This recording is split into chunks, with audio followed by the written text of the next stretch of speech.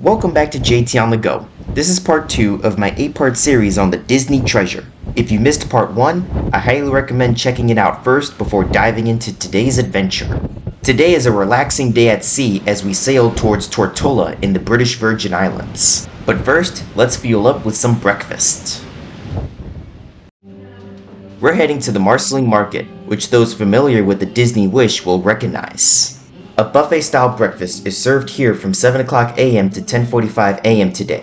Lunch will follow from 12 o'clock p.m. to 2 o'clock p.m. Keep in mind that these times can sometimes shift slightly depending on whether the ship is in port.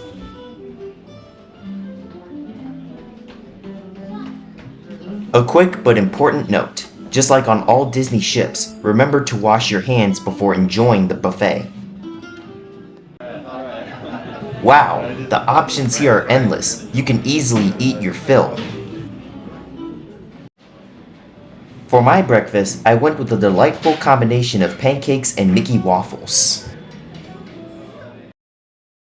Interestingly, the tables offering those fantastic views from the very back of the ship don't open until 8 o'clock a.m. The Marceline Market draws its inspiration from Walt Disney's charming hometown of Marceline, Missouri, a small town nestled in the heart of the state. You'll find this buffet conveniently located on Deck 11 aft. The best part, all breakfasts and lunches here are included in your cruise fare. However, be aware that select restaurants and bars around the ship do have additional charges. You are also able to order omelets or fried eggs to your liking. They'll give you a buzzer that will let you know when your freshly cooked dish is ready. While you can certainly take whatever catches your eye in any buffet, including the Marceline Market, it's always a good idea to start with what you can comfortably eat, and then come back for more if you're still hungry. With the satisfying breakfast out of the way, it's time to get moving at the Senses Fitness Center, located right next door to the Senses Spa on Deck 5 forward. Access to Senses Fitness is also included in your cruise fare, although it's reserved for guests aged 18 and over for independent workouts. Even though we're enjoying a week away at sea, keeping our bodies in good shape is always a priority. During my gym sessions, I typically spend up to an hour focusing on strength training. It's a beautiful day out here, and with our workout complete, I want to share a truly magical Disney cruise tradition with you. One of the things that make Disney cruises special is the decorations on the doors and the fish extenders. Now let's get into it. A significant part of the Disney cruise experience is the anticipation leading up to it. Once you've booked your cruise, I highly recommend searching for your specific sailing group on Facebook. These groups connect fellow passengers who will be sailing at the same time as you. The excitement builds as these groups often form friendships even before the cruise begins. To find your cruise group, simply search for the ship's name and the month of your sailing. For example, the group for this particular voyage was Disney Treasure, March 15th through 22nd, 2025, 7-night Eastern Caribbean.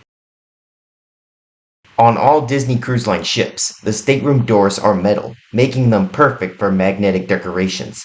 As you can see on many doors around the ship, guests love to personalize their spaces with magnets. You can either create your own or find a wide variety of Disney Cruise Line door decorations on websites like Etsy.com. Within these cruise groups, many people participate in fish extender groups, which are essentially Secret Santa exchanges. You'll find special little gifts waiting for you outside your stateroom in your fish extender. Fish extender gifts can range from just a simple sticker to more elaborate gifts like this. As you can see, this pouch of gifts came from room 9538. And look, it even has the Disney Treasure logo printed right in front. Now let's see what's inside. Oh, this is actually a paper clip. Pretty cool. Let's see here.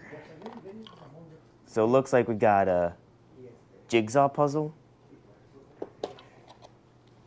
magnet with the thumbs up, another card of the Happy Sailing from McColson Stateroom, number 10629.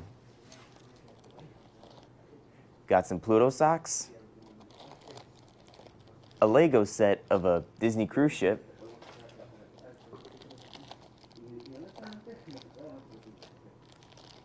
looks like we got some chocolates, because keep in mind this cruise was happening, St. Patrick's Day was in the middle of this cruise. We got some other little small toys here, even some other tic-tac-toe Legos. I don't even know what this is, but it looks like some type of cap or something. We have a cloth to clean off fingerprints on screens, and that's about it. Normally you would get one of these gifts a night, but getting a stash of them is pretty remarkable.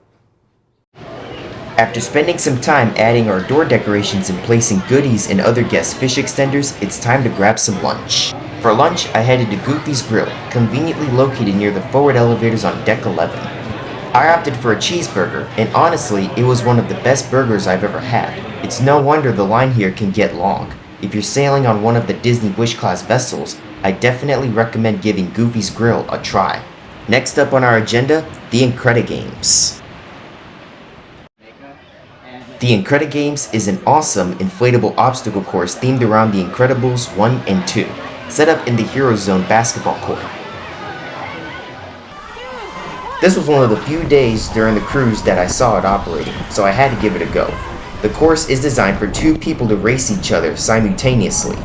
Even though I wasn't on Facebook at the time, I had a blast racing through the Incredi-Games with Nathan, a friend I met in Vibe. He ended up winning, but honestly, at the end of the day, the fun of participating is what truly matters.